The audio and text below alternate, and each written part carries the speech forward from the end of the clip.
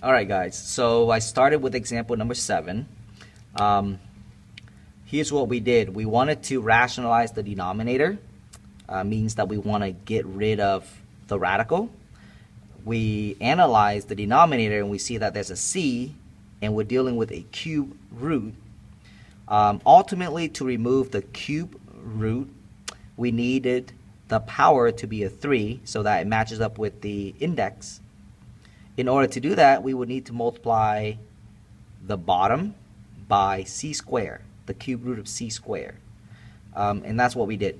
But if you multiply the bottom by the cube root of c squared, then you also need to multiply the top by the cube root of c squared. Because if you think about it, this is really equal to 1. And if you multiply anything by 1, you didn't really change the value. So in a sense, we're able to do that according to property of algebra. Now, multiplying these together, this gives us 4. The cube root of c squared. Multiplying this together gives us that. Simplifying this one step further, we get 4 times the cube root of c squared over c, because this is c. Alright? You're done. You rationalize the denominator. There's no radical in the denominator. You're done. Very good. Last problem, example 8. This one's a little harder. Rationalize the denominator. Simplify as best as you can without any radical in the denominator. Start by splitting this up.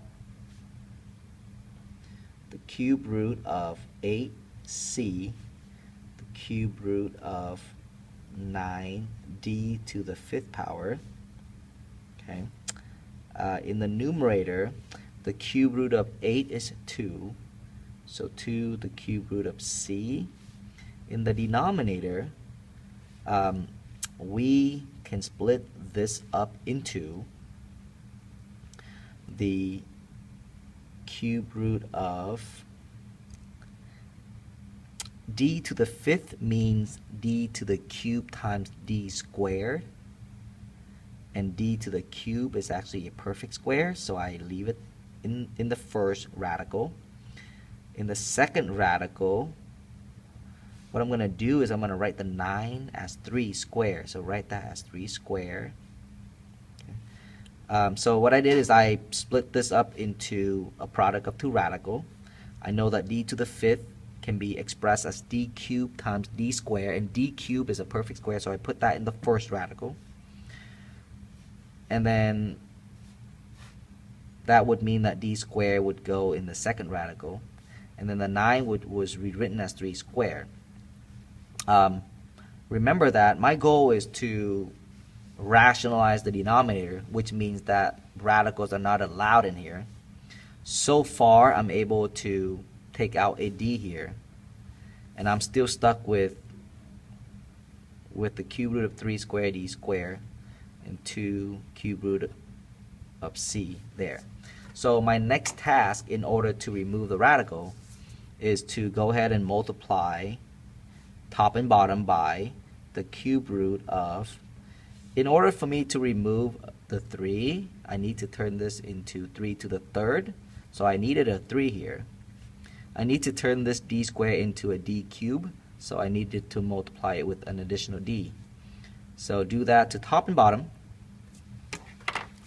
And then here's what we get. So multiply these together. I'm going to get 2, the cube root of 3cd. Multiply these together. I'm going to get d times the cube root of 3 to the 3rd times d to the 3rd. I want it like that so that I can remove the radical. So now I can, giving me 2 times the cube root of 3cd over d times 3d. Alright, the cube root of 3 to the 3rd is 3, and the cube root of d to the 3rd is d. So in the end, here's what I have. 3cd over 3d squared.